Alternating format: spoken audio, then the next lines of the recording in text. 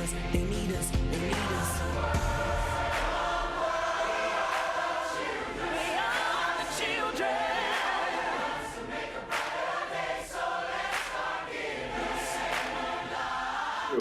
Welcome to Film Talk from FilmLab Nigeria, a We Entertainment production. Check www.filmlab.ng and watch at www.filmlab.ng/filmtalk. My name is Efefiong Akpan. Why would one of the finest creatives, excellent, hardworking, passionate, and valuable content producer, creative director, and event producer, patronized by philanthropists, policymakers, industrialists, and lifestyle brands, among others, call himself a creative beast? Onye Ubanatu thinks he is who he is, a creative beast with octopus set of skills, constantly searching for opportunities to inspire with his story and process. He has worked in a diverse range of television shows, corporate videos, international news features, documentaries, and local and international events. He loves using his work experience as a tool for social and community development. Welcome to Film Talk, Onye Ubanatu, the multidisciplinary African creative entrepreneur, an inquisitive Nigerian-born collaborator. Let's create, set up, produce, perform, distribute, and win with you, Onye. Now let's go to the questions now. How would the brand slogan, Onye Ubanatu, factual African entrepreneur, apply to you? First, I want to say a big thank you for having me, and that's a powerful intro. I felt that, I loved it, and great work. That opening question. I like the fact that you put factual, and I think as Africans, if there's one thing that we are very connected to our own realities every day as Africans, and our stories as Africans is literally what shapes us, every day as Africans, even more so as creative people or storytellers. So I think, and I am confident that resonates with me as a person, because my day-to-day life, I am very, very, very connected to the realities around me. Also projecting the realities that I would love to see. So yes, I would say that being a factual African creative entrepreneur is something that I hold close to my chest and that I live by every day, simply because, like I just said, I am daily connected to the realities around us and also projecting the realities that I would like to see through being a creative entrepreneur or as a storyteller. You sound so much like a businessman. Yes, so, please explain your other brand statements. Creative beats with an octopus skill set. What do you mean by that? I literally anybody can understand, but then let's hear it from the horse's mouth. Absolutely. Well, so there are two strong words there. And interestingly, these words, I didn't coin these words for myself. It was inspired by my process and people that I have worked with over the years. So somebody says, if you hire this guy for this one thing, you're going to get these other things. Why? Because he's not just, if you hire him as a producer, he's a fantastic shooter, he's a fantastic photographer, he's got great interviewing skills, he's a people person. So, and then he understands to a certain degree, the business side of things, and also the discipline that comes to being who we are as creative entrepreneurs. So the creative beast part is that doggedness that comes with being able to think creatively in an environment that comes with its own peculiar challenges, right? And knowing how to navigate these challenges to make sure that your creative entities come alive. Well, so that's for being a creative beast. We all know what a beast is, And then when you look at the octopus skill set, like I did mention, over the years, I have been able to articulate my process and the different skills or talent that I saw myself having while growing up. And then I was, I made a conscious and a deliberate decision to develop these talents into skills. How do I listen? What, my five senses, how do I apply them to the day-to-day life? Also, I've built a lot of study on emotional intelligence, on how it affects productivity as well. And if we dive into the business of what we do, the different things that I do, so I'm a content creator. I produce events. I've interviewed over 10, 15 presidents across the continent of Africa. I have done in the ghetto. At the same time, I've done projects, high end. So being able to manage the different skills that comes with adapting to this different environment is what, most of my people would say, this guy's got an octopus personality, and that's fantastic. And so if I would ask, what were your earliest training that molded your sense of articulation into spheres that you've mentioned? Yeah, I'm not gonna lie, now worry when they born me. I was born and bred and raised in the city of Warri, and I say that with so much pride because my very first form of education came from, the ghetto, the streets, the environment, the people, also the parents that raised me, my siblings and things. Now, from a very early age, I've always been in touch with myself, my thought process, what's happening around me, how do I interpret these things, how do I work in accordance with these things. So I think that formed a foundation that gave me the ability to foster as a creative person, right? So I say, if anybody says, "Oh, so what's your the same question you asked, what formed this person that you have become?" I would say, look, it's my foundation, my growing up days, and also my day-to-day life. But if you look at in terms of trainings, I have traveled across different parts of the continent and also other parts of the world.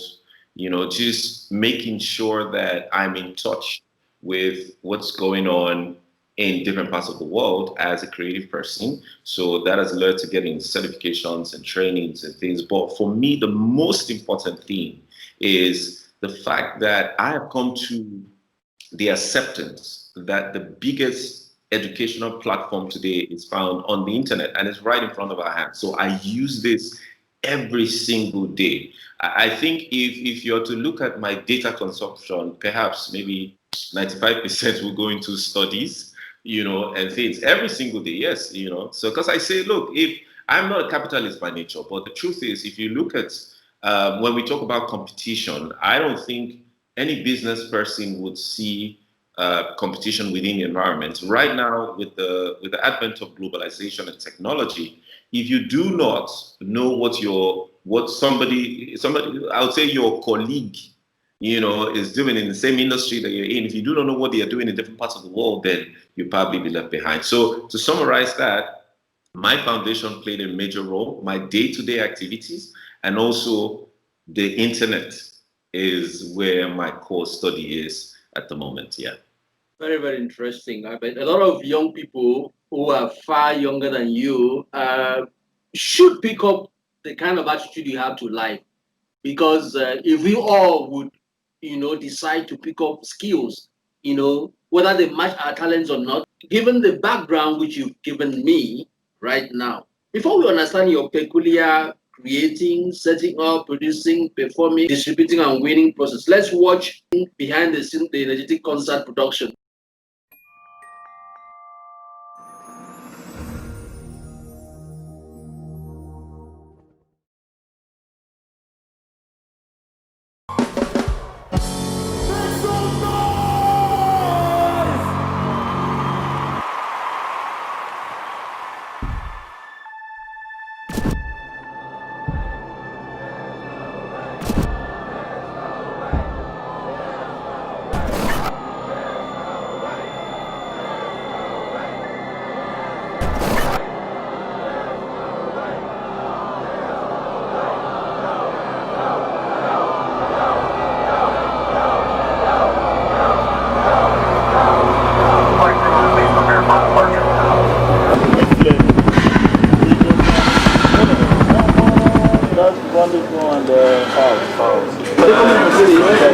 Yeah, so at first we'll be somewhere like corner. When we get to that one, the goes off, we'll be somewhere in front.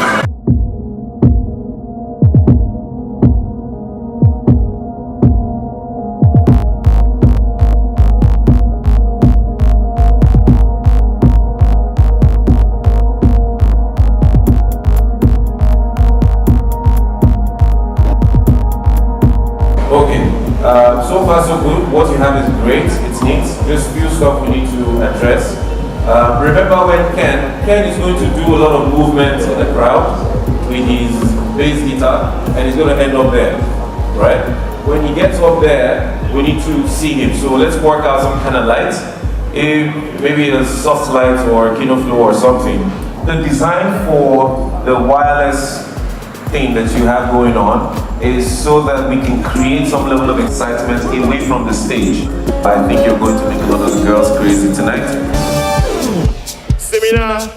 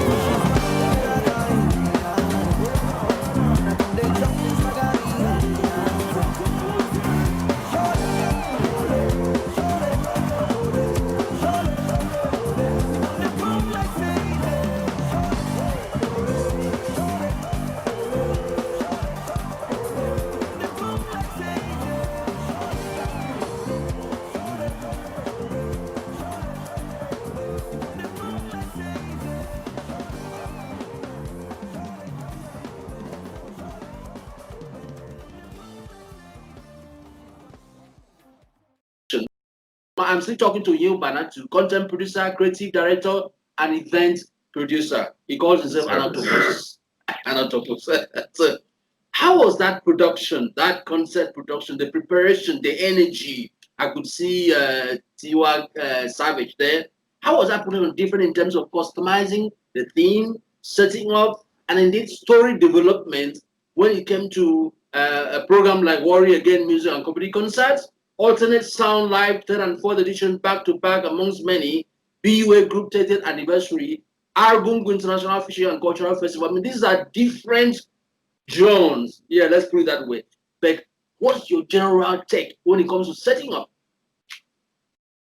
So let me just give a little background. So I started out as a content creator. Well, that's what it's being called now. But back then, you're either a cameraman or a sound person or a lighting person. But, so I've been through these 9 yards. And in the course of working as a freelancer for production companies, most of the times I get hired to work to film events, right? And for every time I stood at an event venue, I found myself navigating towards, I would ask myself questions like, what is missing in this thing? Why is this thing so mellow? Why is this event so dry? Why is this event, this is like years back.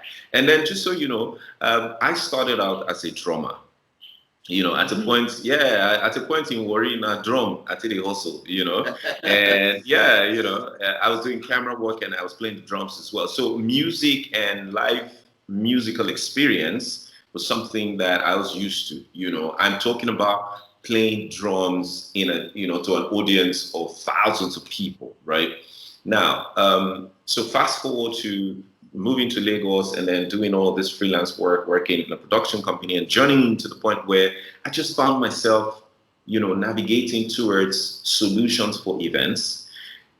I said to myself that time will come that we will begin to create events with some of the things that, we'll naturally like to see. And the key selling point for me was creating strategic events. Now, what do I mean by strategic events? Strategic events are events that are strategically tailored to a particular need, either for marketing purposes or just basically creating some sort of an environment where people can have a good time, right? But you see, the connecting factor in every event is this. What is the experience? So the experience that people, what they feel when they walk into an event, is, for me, that's like the biggest thing. So if you recall, I mentioned the five senses. Now, I had to ask myself, so if I walk into an event, how best can this event engage my five senses away from just my eyes and my ears, right? So every event that I get, this is one thing that I apply. What is the experience?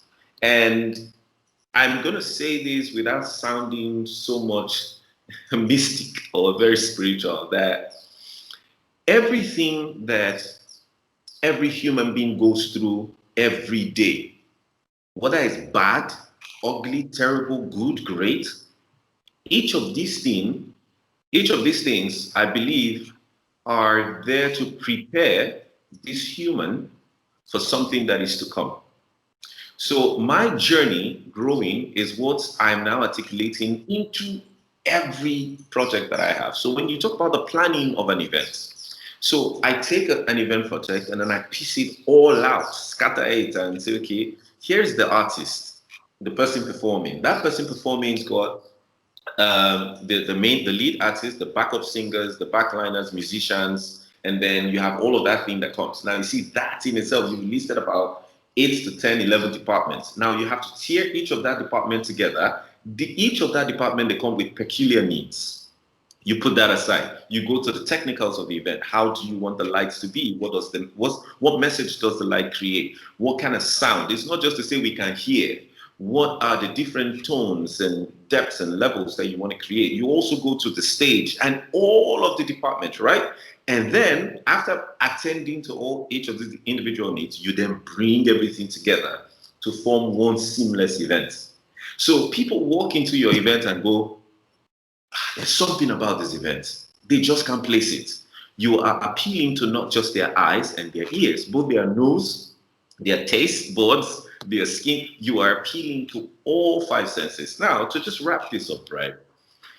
Every event comes with its own peculiar design. So you mentioned, like, I've done historic culture events. That's where the Argungu Fishing and Cultural Festival comes in. There's a whole tons of inspiring story about that, but for time, I'm just going to leave that. We also have Worry Again, which is one of the best concerts from this side of the planet. Now, concert, cultural events, award nights, whatever, I believe that a lot of what I do and interpret today with this event all came from my journey, right?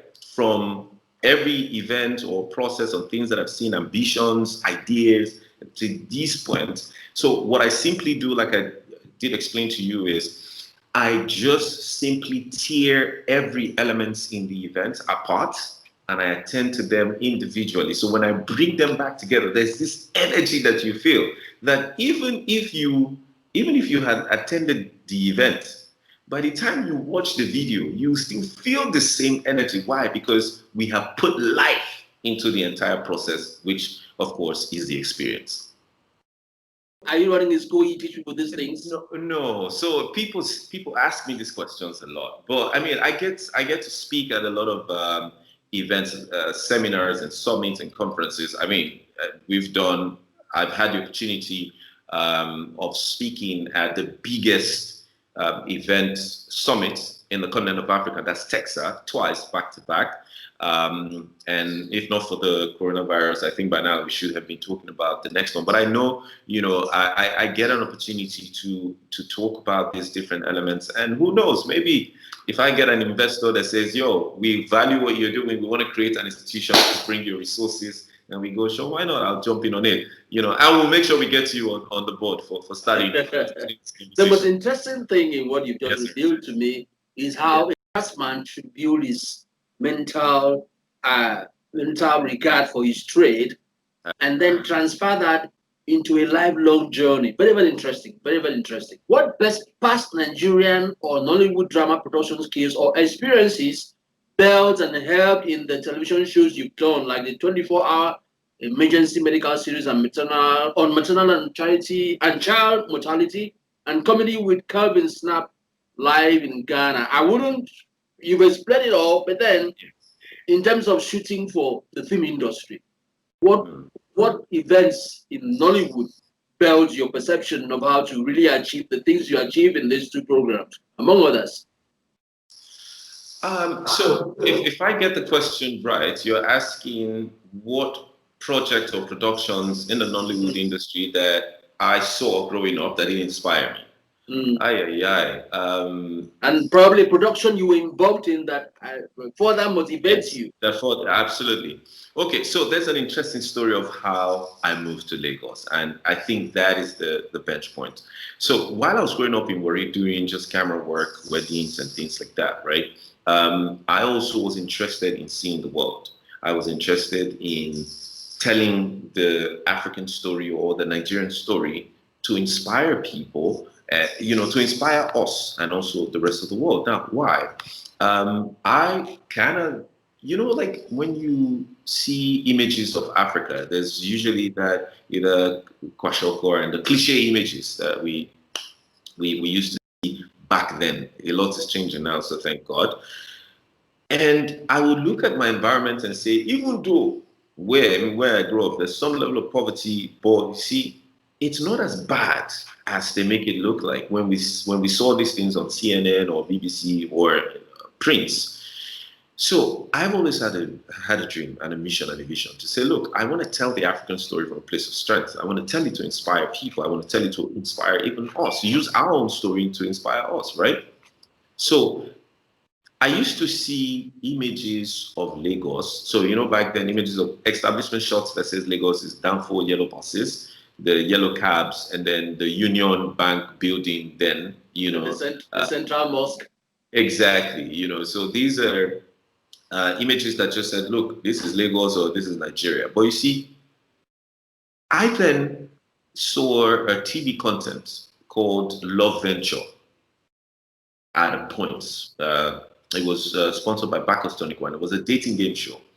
And I loved how the quality was. As a matter of fact, I would sit down and catch that thing and say, man, one day like this, I'll be producing this kind of thing. I thought that was a project done in Kenya until one day, and I sat down to watch the end credit because I never used to bother about end credit. So I sat down to watch the end credit, and then the names started coming up, and I was seeing Nigerian names, and I was like, this thing was done in Nigeria. And then yeah, guess what? So I copied the name of the production company called av.com and the address. I moved to Lagos, right? Not with the intention of looking for these guys. I literally just said, since this kind of production came from Lagos, it meant that if I moved to Lagos, I'll probably get an opportunity to do these sort of things, knowing that I was doing the same thing back then in Warri. So I moved to Lagos. Now, again, I did not copy the address with the intention to go work for these guys. I just copied it. I just had it. I didn't even know where the name was, but I just copied it. I remembered. So I moved to Lagos. The first place, my brother, the very first church I got an opportunity to handle the camera, that church had like a projector screens on the wall. A church, it's called Goshen Ministries on Glover Road. I don't know if they're still there. And then I filmed, and everybody could see what I was doing on the screen because it was just me holding one camera. And then after the service, this guy walked up to me and said, his name is Mayowa Oluyeba, walked up to me and said, fantastic work today. Do you need a job? I was like, huh? Need a job, okay? I just came to Lagos to pursue my dreams. This guy is asking me if I wanted a job. I was like, oh yeah. So he gave me his card. Long story short, I traced that address. Remember, I copied his address. I forgot him.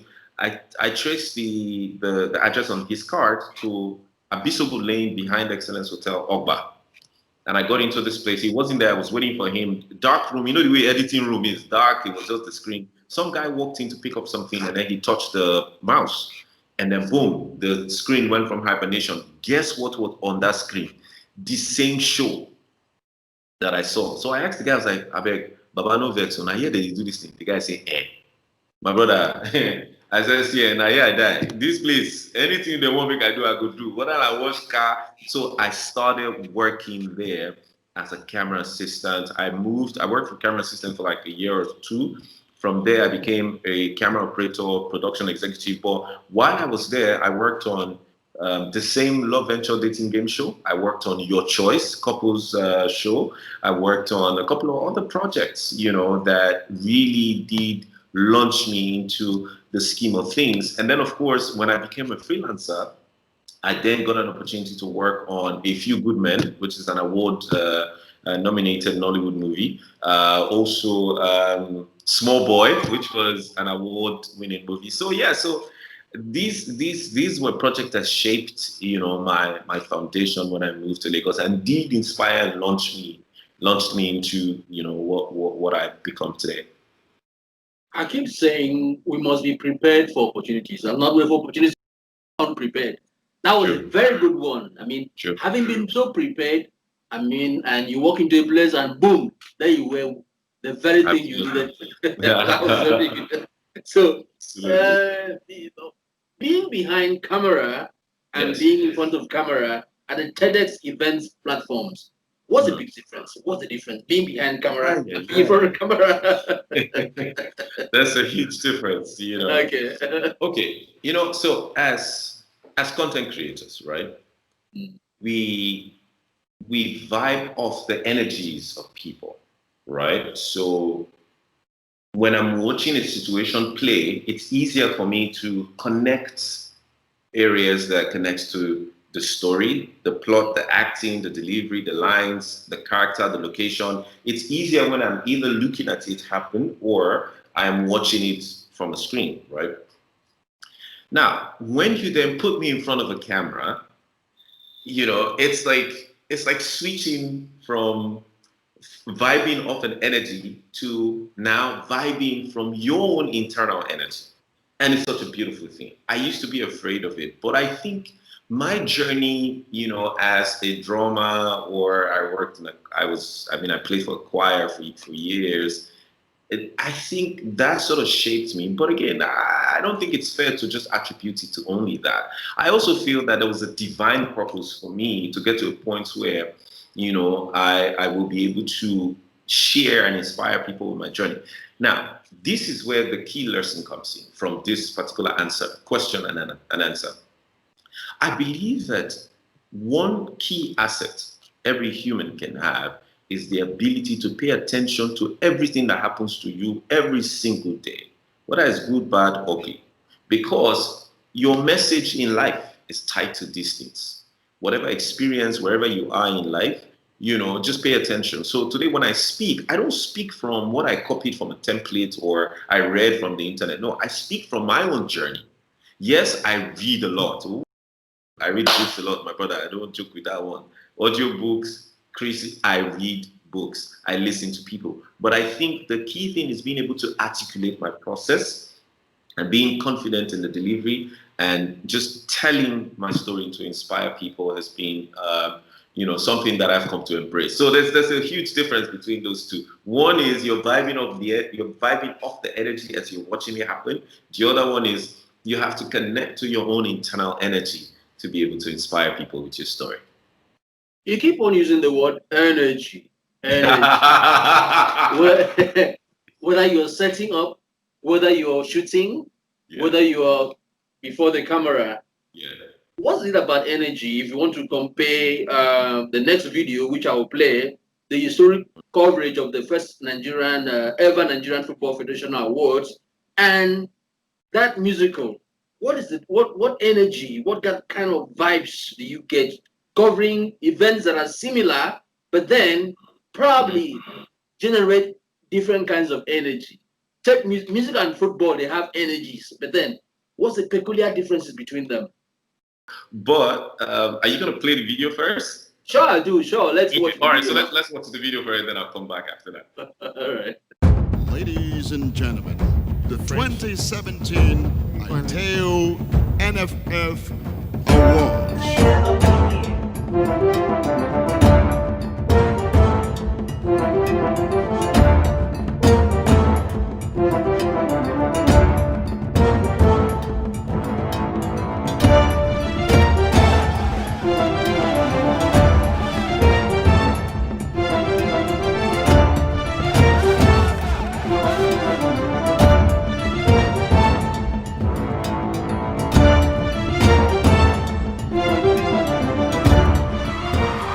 The winner. Area.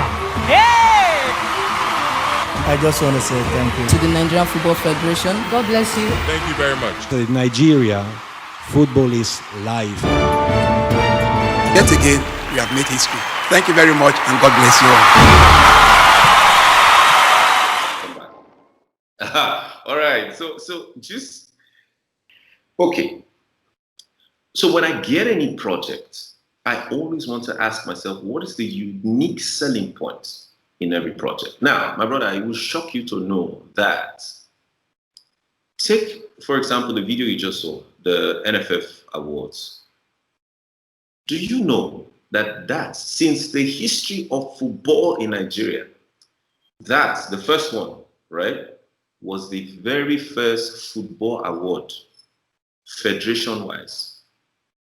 My brother, you know, when we started planning the thing, I was like, oh, I jumped on it, got the brief, we just got working, you know, And then one day, it took a team member to say, wait a minute, this is actually the first football awards, federation-wise, in the country.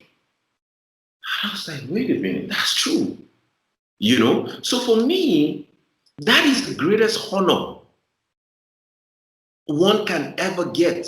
You know how, see, football is life. And then when you look at the history of Nigerian football, the inspiring stories connected to it, it's the thousands and hundreds of them. That's why when you listen to, you know, these ex-footballers, they tell you their life, you know, what they went through in camp, even with zero funding, with less funding, these boys rallied themselves, these boys that are now men, you know, they rallied themselves to say, you know what, we will go ahead on. And they came back with solid victory that still inspires us till to today. And then you are going to tell me that there's no Federation Football Award to honor this. So for me, it was way more than a job. It was like a life responsibility. So I literally committed, myself and the entire team, we literally committed ourselves to the essence and the power behind just recognizing true legends. And how best can you do this? Create an experience that will make them feel honored. And I'm entirely grateful to, you know, the team at the Nigerian Football Federation that trusted us with designing and executing this event under the leadership of Amaju Melvin Pinnick and also Sheyi and the rest of them. You know, these guys, I discovered that away from just the highs of football, that responsibility came from a place that said, we have studied you and we realized that you are not about either the money or the name or the fame. No, you're about some level of excellence in delivery. So that, for me, was, my brother, you know, I felt like I resigned after executing that event. So just say, you know, so the energy that you feel in that event is from here. Why? Because every footballer plays ball from here. So, and that's what we delivered with the event. So speaking of the energy, that's it. And coming from somebody who's been a musician for many years, I begin to wonder, do I say football is your best when it comes in terms of generating energy? Well, I think anything that's got music and people in it. So, you know, music and people, whether it's football, whether it's culture, as long as there's music and people, ooh, man, that always, it has my blood pumping, my blood just, you know. Okay, that means you attach sheer professional value to everything that you want to cover. 100%. Okay, 100%. I'm still talking to Onye Ubanatu, content producer, creative director, and event producer. He calls himself a creative beast, an octopus with so many hands. You sort of had laid out how you visualize, energize, and achieve. But let's go down to the nitty-gritty of creativity when it comes to concept to content. You're a brand ambassador, and you're also a campaign ambassador. Let's put it that way. Now you have an outfit called Growing Africa's Creative Entrepreneur. That is speaking. I mean, these are different platforms. So in terms of concept to content, what drives you in these spheres? So the key thing that drives me in terms of concept to content. And so the arrow points in the direction of content. And that content for me is the actualization of an idea, right? Mm. And I also believe that every human being is born with a purpose. You know, you are very fortunate if you discover that, because once you do, you will naturally fall in love with it. The energy comes. As a matter of fact, part of your energy comes from you doing what you do because you do not want to fail the source. And sometimes you might not even know where the source is, but for me, I believe it's God, right? Whenever I get an idea or a brief is given to me, the one thing that I ask myself is, away from what the client says, oh, this is what we want, blah, blah, blah, I always ask myself the question, what is the purpose of this? What value does this bring to the local environment? Also, the environment on a national scale. How does this contribute to the economics, to the branding, to the image, to the narrative of our continent, Africa, or our country, Nigeria, and also the world? In asking these questions, I always find a deeper sense of connection to what I do. So when an idea comes to me, either my own generated ideas or a brief that is given to me from a client, the process that we go through in developing or executing this idea becomes uniquely ours, because we operate from a place of a deeper connection. So explaining the from concept to execution content, I think the connecting point for me is purpose. And I also encourage every content creator to say, look, see, technologies will always change. Camera style, at one point, slow motion was luxury, but now everybody's got access to slow motion, At some point, editing was luxury. Now everybody's got access to that. You can even do it on your phone, right? So what that simply means is technology will always change. But one thing that most people cannot have access to on a general scale is purpose. Purpose is an individual thing. So every content creator, once you connect to purpose, your content will stand out, even if you're doing the same thing that every other person is doing. And that's what clients want to pay you for, because they know that if this person does it, there's power. There will be power in it. There's something different in it. At this point in our national history, if you produce 10 Nollywood movies, at least 2, 3 should be a cost-led production. Absolutely. What do I mean by cost-led? Cost-led in the sense that you look at the national sense that is called Nigeria, you look at building nation out of Nigeria, because we are not yet a nation. We are still grappling with, becoming a nation. So what's your point of view when it comes to producing content that should socialize Nigerians, acculturize Nigerians, grow a sense of patriotism in them, and so understand what it means to be a citizen of any nation? I think this is the most important question for me today, because it is a known fact that storytelling through movies, documentaries, radio, content, whatever, print, is a major tool that shapes a people. It's, as a matter of fact, it builds community. There are people that belongs to communities socially because of the content that they consume. And you'll be amazed that these people, if you ask them, what's your local government, they don't even know. What's the name of your local government? They don't know. But they will tell you the communities that they belong to online, what is the connecting factor, the kind of content that they consume, right? Now, that is very deep. That's another conversation. But you see, I'm just trying to make you understand, or rather just go in line with what you just said, because I feel a strong sense of connection to it, not because you said it. Part of the challenges that we have in Africa today is the fact that we are not telling our own stories the right way. We keep glorifying our problems. Other continents they are projecting, their aspired realities. And that's why a country does 2% good, they celebrate the 2% good on a 100% scale.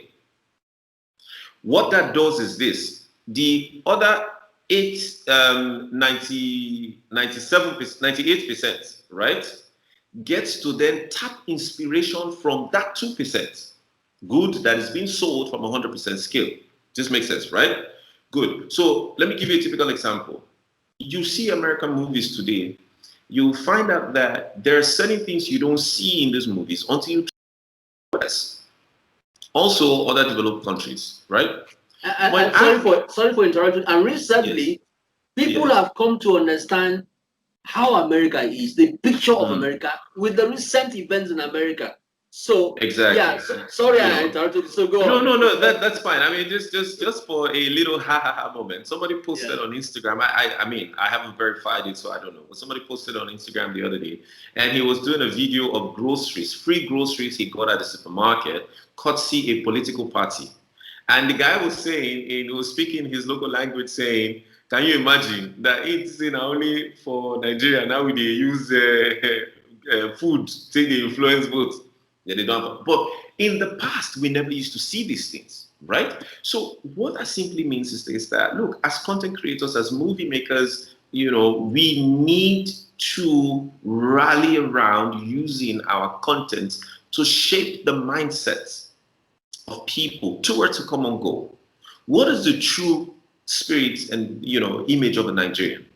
We need to keep projecting these things in our movies. And also from a cultural point of view, you see our movies where it's, as a matter of fact, my brother, I went to speak at a university in Boya in Cameroon some years back.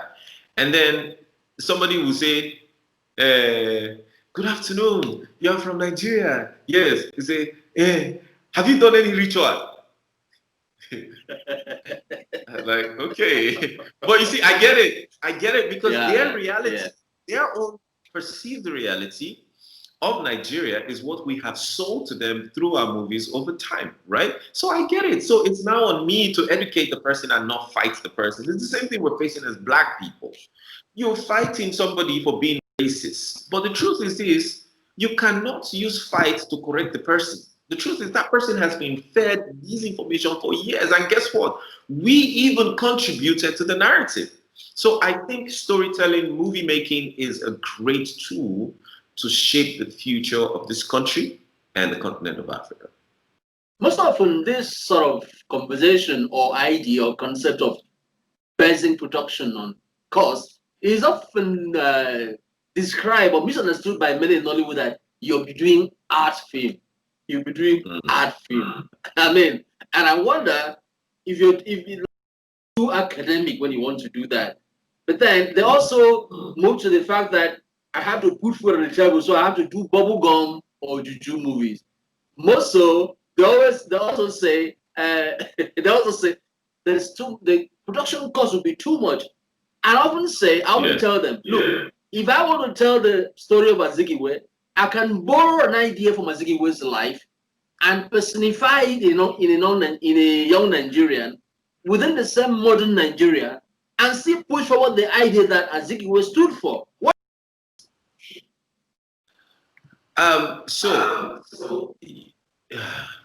Controlled reality or controlled narrative is very important, right? Because when it comes to history, there are different sides to a coin. However, what is the goal at the end of the day? It's just like,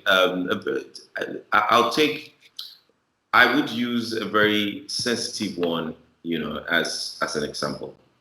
I'm trying to, I'll use a sensitive one as an example. Let's take, for example, Biafra, right? The reason why it is difficult to talk about Biafra on a large scale is simply because there are so many sides to the story. There's the fight for sovereignty, there's the fight for liberation, there's the fight for ownership, or whatever the fights are. The truth is, storytelling, it's one way to then get everybody to the table. And the one way you can do that is what I then call, what is the intended outcome of this project?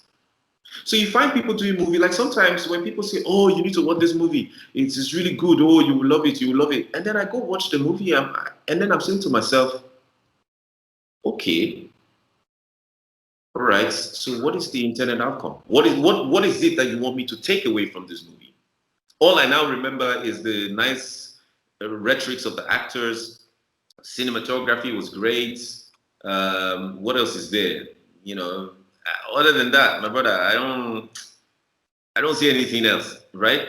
So I believe that if you take Biafra, for example, right, by the time you nicely construct a movie that brings about the different side, and then we end on the conversation that says, look, at the end of the day, last, this is about the sovereignty of a country that we all believe in, which is Nigeria. You see what I mean? You see what I mean? You know, and look, Nigeria is like a family. In your family, you have some people that like cold eba, some people like hot eba. There are some people they sleep early, some they don't sleep early. So when the one that sleeps early and the one that don't sleep early are in the same room, fight will happen because this one say you're off light, say you're not off light, right? But you see, at the end of the day, we all belong to a family, and I think this is one thing that our movies can actually mirror in having these conversations. Yeah. I will also give an example. Some time ago, somebody said I should do, because I did 2 scripts on Isaac Boro as a historical personality. And later, many years back, somebody asked me, can we use the ideals that Isaac Boro stood for to educate Niger Delta militants to wear his shoes? Because Isaac Boro never believed in the kind of vandalism, the kind of corruption that happens. So that's another good example that you could bring the personality of Isaac Boro and transmute it to a modern or a younger or contemporary personality and demonstrate that fact that, look, Niger Delta has people who think right. Anyway. You were right. You were right. That is actually a great idea.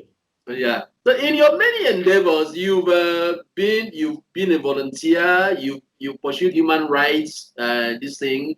You've done also commercial production. But one thing that touches me in the cause of when I talk about producing content with a cause is the one that says they've been married for 56 years. A beautiful video, I'm telling you, a beautiful video. But like I said, we're talking about cause-guided production. What was your intent? But before we go to explain, let's play out the video.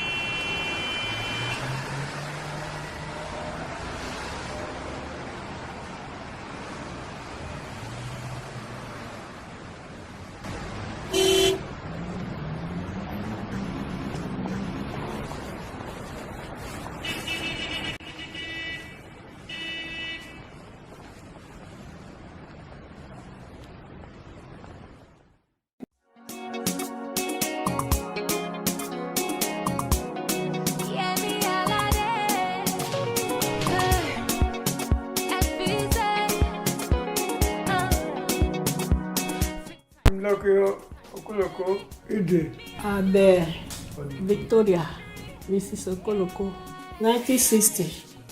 And we don't marry. Oh, here. We go dance. That dance, Bosse dance. Yeah?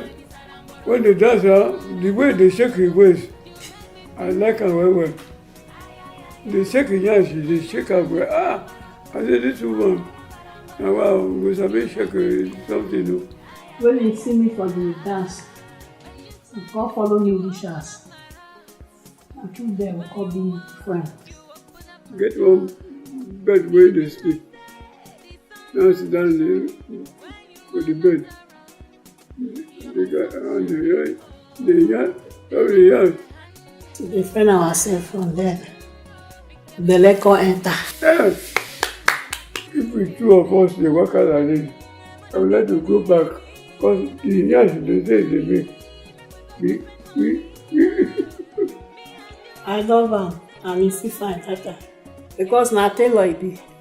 When he dey dress he dey wear socks, he go wear shoe, at times na short liquor, he go enter bicycle, he go work. Na wetin na turn back. Oh, I go press am go straight like this, yeah. Oh. The guy name when I give am na down there. Tell the boy, if I comot for my house, na work I dey go. If I close my work, I dey come house. I dey get friend. He dey go club. He dey even dey sleep for the club till daybreak. Let am go, Pango. You no dey come, you see, but I no dey see the worry. The thing when e keep us, our marriage for 60, 50, something years. Na love and the children when we born. I no fit leave my children for another man. That na very big this thing. When I dey see women when they run, they leave their children, I dey sorry for them. Because I wan go to a place. If you say make I go, I will go. If you say make I no go, I no dey go. I dey take my word, dey take my own. This na the advice when I dey give una wey don marry. Make una stay with una husband go reach old age. Abi una no dey see me with my husband? My husband get white hair, I get white hair. If you marry two, wahala. If you only one, e very good. This love na men dey worry because na the worry na we for marry, na we for do, na we for get the love for each other come reach old age. I know that I will forget you, oh my darling, sweetheart, for too long. If you don't want me now, I say love you. Oh. On behalf of the Okoloko family, I want to say a big thank you to Worry Again.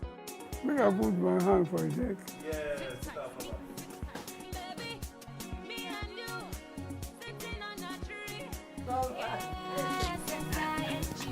Don't love me now.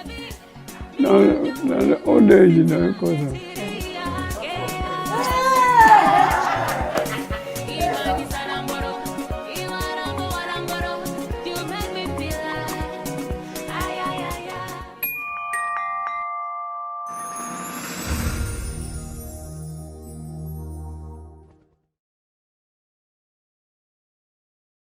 Okay, that's it. So what was your what has been your inspiration as a volunteer, as an advocate? Yes, let me use the word advocate, because I watched that movie and it was like telling young people, this is how we live love. We don't know what you guys are doing now. So, so what was your motivation for that? So, that is actually one of my most prized projects, and it's actually a non-commissioned project. It was something that, so again, speaking of creating an experience, with my events, and because I have a content creation, content producing background, so it helps me structure content into my events. I had an event during a Valentine's period. So I then said to myself, what best way can I inspire people at that event? It was a personal question. So, I mean, we're going to get all these artists, they're going to come dance and sing and, do all these things and then go. But again, I needed to inspire someone. It's this thing that I say that, look, if you're not inspiring people with your jobs, your project, the responsibilities that you get, then there's something wrong, right? So I said, okay, I'm going to look for couples that probably have been married for years, And I asked around, and then they found these couples. And I went to meet them just from hi, hello, chit chats. We just started laughing, connecting, bonding. It felt like I'd known them for years, you know. And then they just opened their lives to me, just that easy. But you see, just that easy is relative, because even whilst I was doing the interview, I had tears in my eyes just sitting there and just shooting. I mean, you understand the nitty-gritties of production, right? I went there with a camera, a 50 mm lens, and then one microphone and a tripod. No lights, no nothing. And I just set the camera, I just sat there, and I just let these two just play out their lives. In the history of both of them, that is actually the only video of them just reminiscing and talking about their journey. And both of them, they have made their transition. They've gone back to where they came from. They're no longer with us. But you see, the legacy of that man and that woman will live forever, for billions and thousands of years to come. And it will keep inspiring people. Like, I'm sure it did inspire you. Like, I've been getting calls, like I get random calls every now and then saying, I just sent you a video to my parents, and oh my God, they're asking, who is this guy? Who made this video, you know? Or people call me and say, I just found your video on YouTube. I was having a marriage crisis, and I just downloaded video and sent it to my husband, and it made him laugh, and now we're talking. I just want to say thank you. I get these messages a lot. And for me, my brother, there's no money you get from a job that can replace that feeling. And that's why, if you notice, I've been saying purpose, purpose, purpose. I think it's highly important for us to connect. So that was how I stumbled on that thing. But I think the major reason, I believe, you know, what is behind me stumbling on that sort of idea or opportunity, I call it an opportunity, is the fact that I pay attention to how best I can inspire people with what I do. And that's just a story behind that. And I'm grateful to them wherever they are. I'm always grateful to you too. And the family as well. That's one video that can be expanded into a series. Absolutely. I'm telling you, a TV series, because many people today, you know, cry about not finding true love, not finding committed love, not reconciling with spouses when they have problems. And you just said it out. Somebody called you to thank you for producing that content. That's one big thing. I think such production should become TV series. I'm telling you. Now let's go to the main thing, which is what I usually call the big trade secrets. You've almost revealed all your trade secrets anyway, from building up to meet opportunity, and of course being guided by divine grace to find that opportunity, which is very, very good. So, but how do you generally impact your passion, brand value, and excellence as a CEO and lead content creator at My Passion, My Life Media through and to the extent that you begin to win awards? You won an award as the winner, Vendor of the Year, the Nigerian Events Awards 2012. You are current Hennessy International Never Stop, Never Settle campaign ambassador. You're an award-winning screen producer, the Future Awards, PACE Award, Creative Entrepreneur of the Year, Visual Leading Awards, Creative Person 2019. And you give back. How do you, how do you do this and go back to function and give young people a chance to also learn? So I mean, talking in terms of how you actually run your business and find time to be a philanthropist in any form. Well, people see business as, business is about making money. Business is about profit, right? And it's a known fact. If you set up a business, the reason why you want to set up a business is to make money. And the one way you make money is you give value and then you get value's return. That's why my summary for business is this: business is value for value. Sometimes you get money, sometimes you get referrals. But you see, just a step above that, which is what very few recognize, is that the life that we live is very spiritual. There is the physical gains of investing, or rather of giving and getting physically.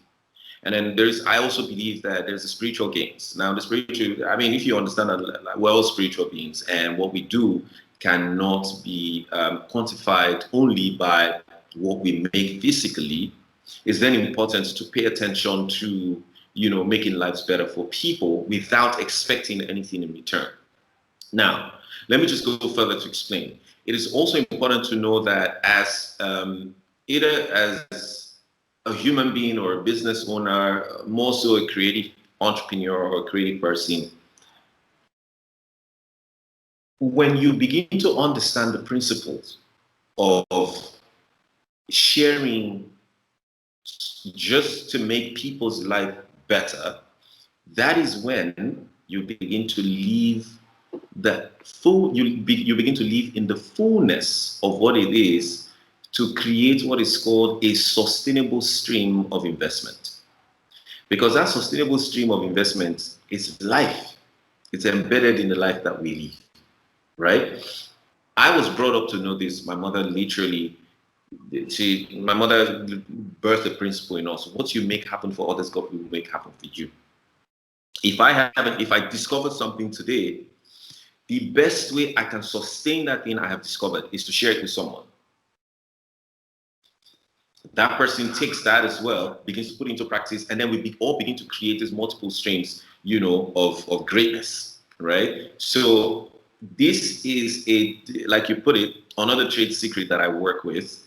And at every point in time, while I'm working, I'm always looking for an opportunity to be a blessing to someone. Half of the time, part of the headache I get sometimes during the day is from attending to my Instagram DM, Facebook inbox messages, phone calls, WhatsApp messages of, oh, I have this project, I don't know what to do. I have this opportunity, I don't know what to do. I even have this money, I don't know what to do with it.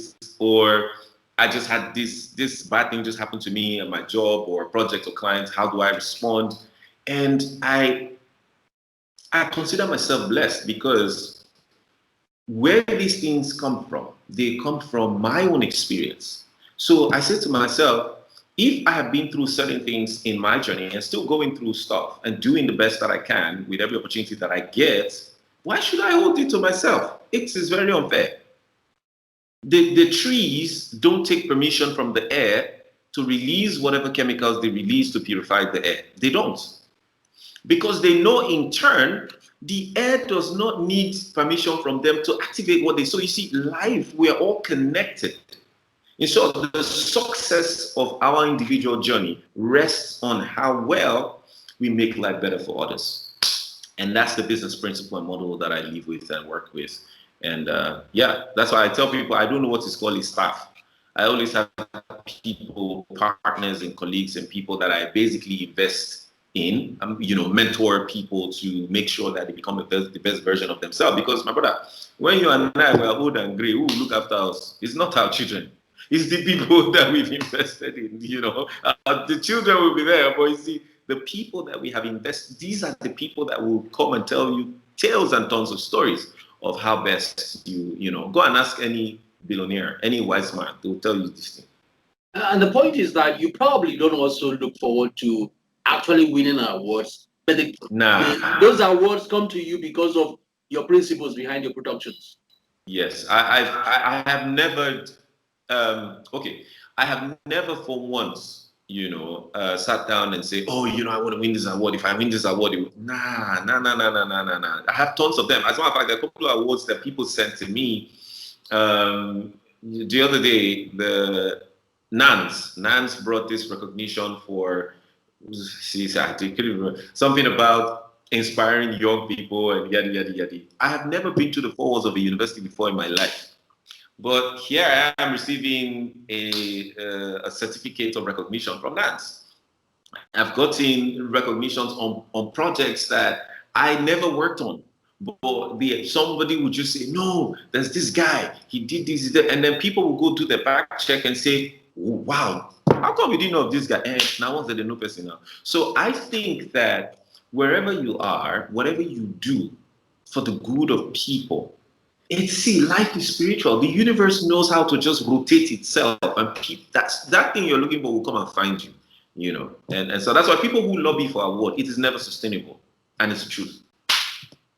Well, I've been talking to Onye Ubanatu. He is inspiring me. He's motivating. He's a content entrepreneur of a kind. But before we leave this talk, which is Film Talk from Film Lab Nigeria, and my name is Ifeoma Akpan. I've been talking to Onye Ubanatu. There is one pertinent question. You talked about living, giving up to society, whatever you see that will benefit them. But then, what advice would you really give people who need to build up themselves like you to meet opportunities instead of waiting for opportunities to meet them? Thank you for this question. People who need to make the best of what they have. Okay, just because of time, I'm just going to summarize this by saying, look, if you truly want to harness or maximize opportunities, you have to be ready. And being ready is not saying, I have done what I need to do, so I just sit down and wait. No. Being ready is you need to go hunting. And a lot of times you will go hunting, you will come back with nothing, but that must not stop you. Whatever you learned from that day, because for every step you take per time, there must be something to learn. It's life. There's no true experience every day. It's life. So when you come back, reevaluate and say, okay, this time I went right, let me try left, and go the next day. The truth is this, two things, one out of two things can happen, or amongst many. It's that somebody is watching you every day. This guy wakes up at a particular time to go hunting and comes back with nothing. He still goes hunting. The guy will call you and say, my brother, come. Which kind of thing did this your head? If you can be this consistent, I have an opportunity for you. Let me test you with this. That's one scenario. Another thing is, you keep going every day, you're not getting. See, my brother, one day you catch something, and the day you catch something and come back, what you sell to people is not the thing that you have caught. It's not your product. It's not what you have produced that will be the power behind what you sell. It is your experience. So somebody will decide to buy into that thing because, wow, this guy just inspired me with his story, how he made it. And me, I've been sitting down. So people begin to buy into you. People begin to love what you stand for. So what I'll say is that anybody that is wishing to gain opportunities, don't stay in one place. Work on yourself and take action. Start from where you are. There's no such thing as perfection. There's no such thing as a good place, a good time to start, or a good place to start. Where you are is good enough. Now is the best and the better time to actually do what you need to do. So let's ending by talking about skills. What skills would you quickly recommend to a very young person who wants to get into your profession? All right, so anybody that wants to get into either being an event producer or content producer, content strategist, consultant, whatever it is that you want to do, first you need to understand the principle of globalization, right? And globalization is we're all now being integrated, and the number one corporate tool is technology. So you need to understand technology. There's no you need to understand. You need to accept technology. You need to accept. Let me say it again. You must accept technology right now, irrespective of your age. Get your kids, your younger ones, or anybody to sit you down and teach you. You must accept technology. So those tools will give you a platform to play. The other thing is developing your skills, right? So what is the ideas that you have? Now, again, let me just go back. Your idea is a lot of times a product of you being able to spot a challenge or a problem in the local environment that you are or anywhere, and then create a solution, right? So you develop the skills on how to solve that problem. You use the digital technology and the tools available to us to market and talk about the solutions that you have. So these are basic things. And then networking skill is also important because, no matter how far you want to go, my brother, it still boils down to people management, right? You see today, you see a lot of people aspiring to become social media influencers. Now, that is a looming danger because the truth is you're creating people who aspire to become, a whiteboard package without content. Right? So yeah. So if you want to become an influencer, just say I'm an influencer. But you see people who then say I am an influencer / content creator. Anybody can become a content creator. But the truth is this: if you do not go back to the principles of, if you do not go to the principles that surround learning how to manage people, managing yourself, all them basic skills, communication, and things like that, anything that has to do with people management skill. If you don't do that, trust me, you will get a lot of backlash, and with time you'll be frustrated. You have this fancy stuff out there on the social media platform, and deep down, you're really not getting the substance. And people, when they see you in real life, they can't really place, wait to, is this that influencer that I'm following? Is this it? So understand that these things that I mentioned there, they're very important. Yeah. Oh no, this is going to end, and I regret that it's going to end because you've schooled me in so many things. I've learned a lot. Yes, Well. I've been talking to Onye, Ubanatu, Anthropos of skill sets. Thank you so much for coming along. And I usually ask my interviews, please, if you do have an ongoing project you want to talk about, let us just know, please. Thank you so much. I'm so grateful. I'll send the video to you very soon when I finish cleaning it up. Thank you so much, Onye. Thank you. Very much, sir. Thank you for having me. Thank you. All right. Thank you. All right. Bye.